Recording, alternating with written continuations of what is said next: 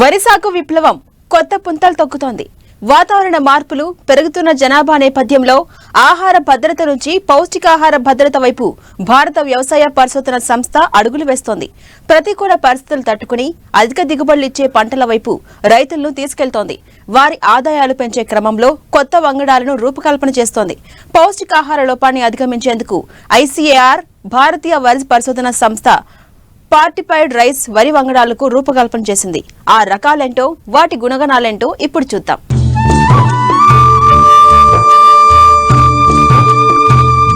భారతదేశంలో పండే అతి ముఖ్యమైన పంటల్లో వరి ఒకటి. ఇది దక్షిణ భారతీయులకు ముఖ్యమైన ఆహారం. దేశంలో ఉన్న 50% పంట భూములలో వరి పండుతుంది. ఇప్పటికీ దేశంలో 70% జనాభాకు వరి అన్నం తినడం అలవాటు. ఒకప్పుడు భారత్ వరి పంటలో విదేశాలపై ఆధారపడింది. కానీ ప్రస్తుతం అదే వరి ఉత్పత్తిలో స్వయం సమృద్ధి సాధించడమే కాకుండా ఏకంగా ప్రపంచవ్యాప్తంగా అనేక దేశాలకు ఎగుమతి చేసే స్థాయికి ఎదిగింది. తెలంగాణలో హైదరాబాద్, రాజేంద్రనగర్ భారతీయ వరి పరిశోధన సంస్థ శాస్త్రవేత్తలు కొన్ని రకాల వంగడాలను అభివృద్ధి చేశారు. ఇవి దేశవ్యాప్తంగా మంచి గుర్తింపు పొందాయి. మరికొన్ని రకాలైతే ప్రపంచంలో దాదాపు 40 నుండి 50 దేశాల్లో సాగవుతున్నాయి. మనం భారతీయ వరి పరిశోధన సంస్థ వారి ఎక్స్పెరిమెంటల్ ఫామ్లో ఉన్నాము. ఈ ఫాము దాదాపుగా 50 ఎకరాల విస్తీర్ణంలో ఉన్నది.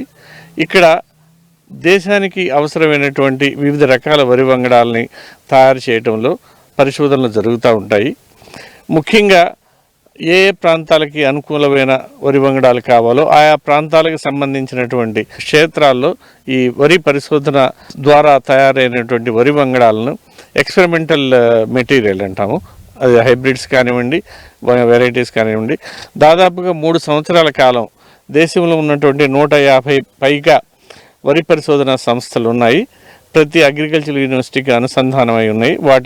అన్నింటిలోనూ ఇక్కడ తయారు చేసినటువంటి వరి వంగడాలను వేరే వేరే వరి పరిశోధన సంస్థల్లో తయారు చేసినటువంటి వరి వంగడాలను సమకూర్చి సమన్వయపరుస్తూ, అంటే all India coordinated research project on rice అని పిలుస్తారు. కొత్త వంగడాలని, కొత్త టెక్నాలజీస్ని, అంటే ప్రొడక్షన్ టెక్నాలజీస్ కానివ్వండి, ప్రొటెక్షన్ టెక్నాలజీస్ కానివ్వండి, రైతుకి పనికొచ్చే ప్రతి అంశాన్ని గురించి క్షుణ్ణంగా పరిశీలించి వరిలో ఈ పరిశోధనలు జరుగుతూ ఉంటాయి.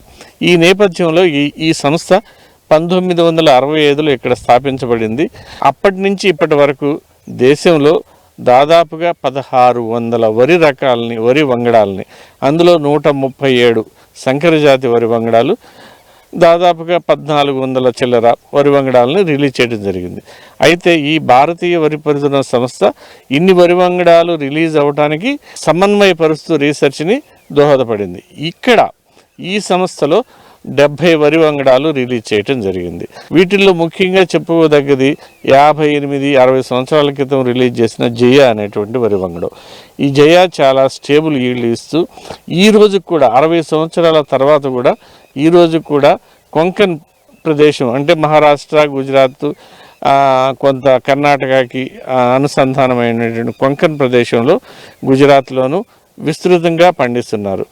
ఈ జయ వంగడ నుంచి తయారు చేసినటువంటి పిండితోటి ఆ ప్రాంతంలో చపాతీలు కూడా తయారు చేసుకొని తింటూ ఉంటారు. జయ తర్వాత చాలా వెరైటీలు తయారు చేశాము, చెప్పాను 70 వెరైటీలని.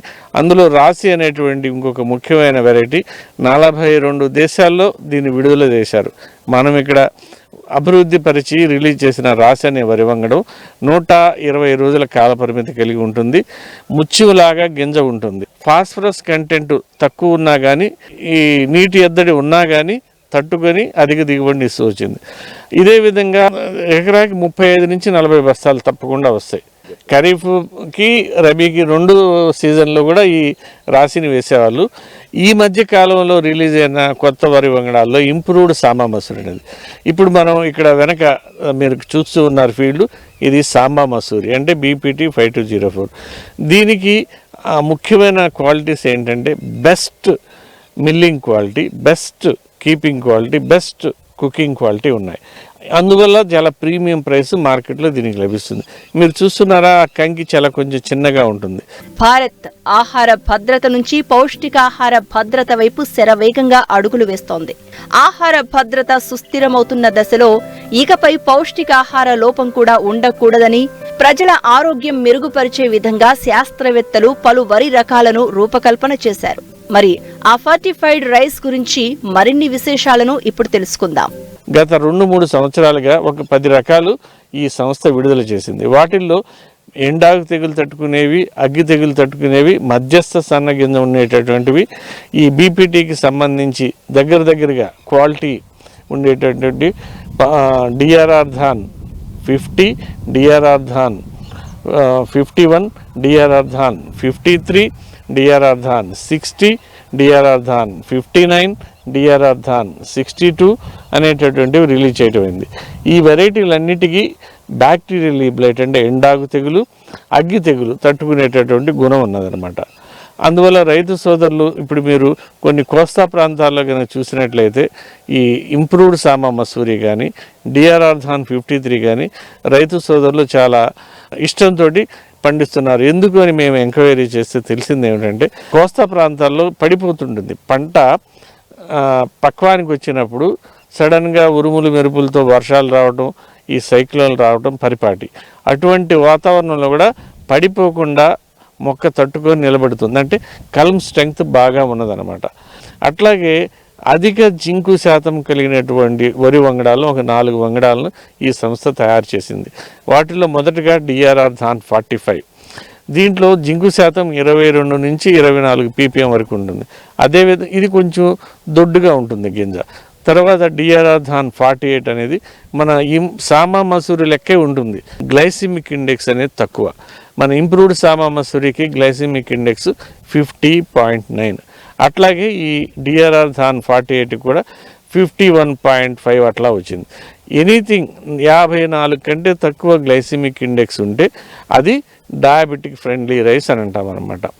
అట్లాగే డిఆర్ఆర్ ధాన్ 49 అనేది పొడవుగా సన్నగా ఉండేటటువంటి గింజ. దీంట్లో కూడా జింకు శాతం 22 నుంచి 24 వరకు ఉంది. ఇంకొక డిఆర్ఆర్ ధాన్ 63 అనేటువంటిది కొంచెం ముతక గింజ, దొడ్డుగా ఉంటుంది. దాన్ని కూడా పోయిన సంవత్సరం ఈ సంస్థ విడుదల చేయడం జరిగింది. దీంట్లో కూడా 24 వరకు జింకు శాతం ఉంటుంది. ఈ అధిక శాతం జింకు ఉన్నటువంటి బియ్యం తింటే ఇలాంటి ఆరోగ్య సమస్యలు తీరిపోతాయి. మనం డాక్టర్ల దగ్గరికి వెళ్ళి గోళీలు వేసుకోకుండా ఒక 3 నుంచి 6 నెలల శాతం కంపల్సరిగా ఈ బియ్యాన్ని తినాలి.